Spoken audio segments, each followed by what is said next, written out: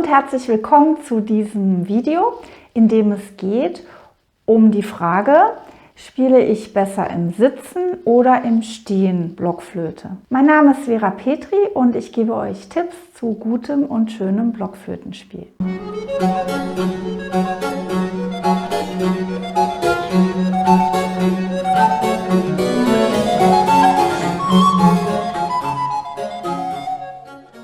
Ja, man kann ja sowohl im Sitzen als auch im Stehen Blockflöte spielen. Im Blockflötenensemble wird oft sitzend geprobt und die Frage ist auch, wie ihr es beim Üben handhabt, ob ihr beim Üben steht oder sitzt. Heute wollte ich mal darauf eingehen, was man beachten muss, wenn man im Sitzen spielt oder wenn man im Stehen spielt. Also erstmal prinzipiell bin ich der Meinung, es ist leichter, gerade zu stehen, als gerade zu sitzen. Dass man gerade sein sollte, im Oberkörper zumindest, ist ja hoffentlich allen klar, damit die Atmung auch gut funktionieren kann. Und wenn ich wirklich dafür gut sitzen will auf einem Stuhl, dann muss ich ein paar Dinge beachten, nämlich muss der untere Rücken natürlich gerade sein.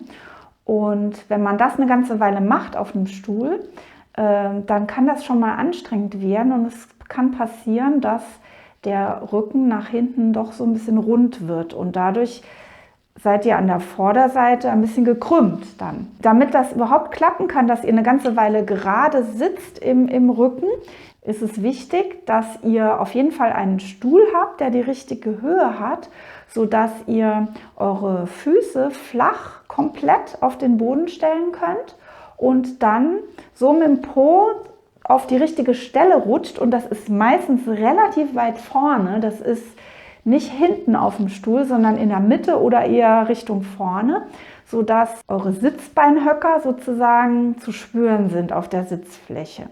Und dann habt ihr genau die richtige Haltung für euren unteren Rücken und den gesamten Oberkörper. Was natürlich ein No-Go ist, sind Stühle, deren Sitzfläche so nach hinten abfällt oder nach vorne. Ich weiß gar nicht, ob es das gibt.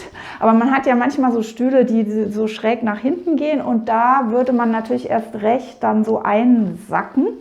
Und was auch gar nicht gut ist beim Blockflöte-Spielen, sind Stühle mit Armlehnen. Sonst bin ich da natürlich nicht so beweglich, wie ich das brauche. Im Stehen habt ihr das Problem natürlich nicht so sehr mit dem unteren Rücken, aber da gibt es auch ein paar Tücken. Da kann es nämlich schon mal passieren, dass der obere Rücken so ein bisschen in die falsche Richtung zeigt, sage ich mal.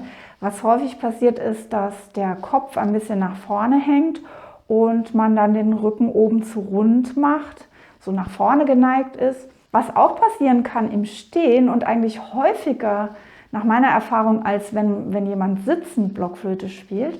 Also im Stehen kann es schon mal passieren, dass der Kopf zu weit nach hinten geneigt ist und man so spielt, wie auf diesem Bild hier. Und das ist dann natürlich nicht gut, weil die Luft dann nicht frei durch euren Hals strömen kann. Also euer Hals solltet ihr euch vorstellen wie so ein Ofenrohr, so ganz weit, wo einfach die Luft durchströmen kann. Da darf nichts aufgehalten werden hier. Und wenn ihr so ein bisschen nach hinten abgeknickt seid, dann ist das natürlich nicht günstig. Nach vorne natürlich genauso. Für beides, im Sitzen oder im Stehen spielen, gilt, dass ihr sehr darauf achten müsst, wie hoch euer Notenständer ist.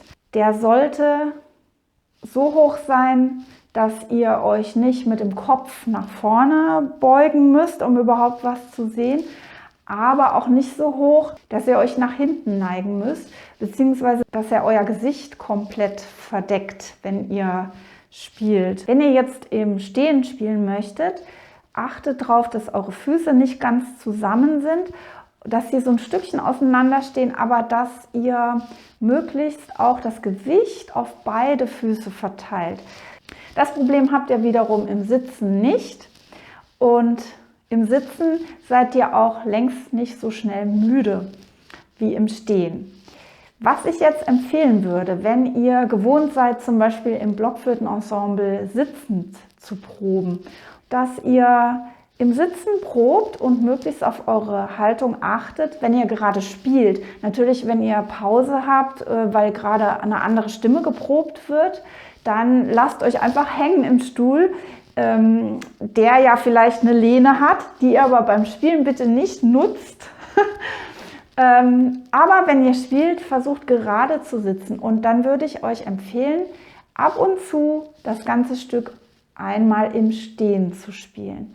Denn ich erinnere nur wieder an das Singen. Im Stehen kann man einfach besser singen als im Sitzen. Und das gilt fürs Blockflöte-Spielen genauso. Also ihr hört schon, ich bin eigentlich ein Befürworter des Stehend-Spielens und verstehe aber, wenn man eine Ensembleprobe von 2 Stunden lang hat, dass man nicht die ganze Zeit stehen möchte.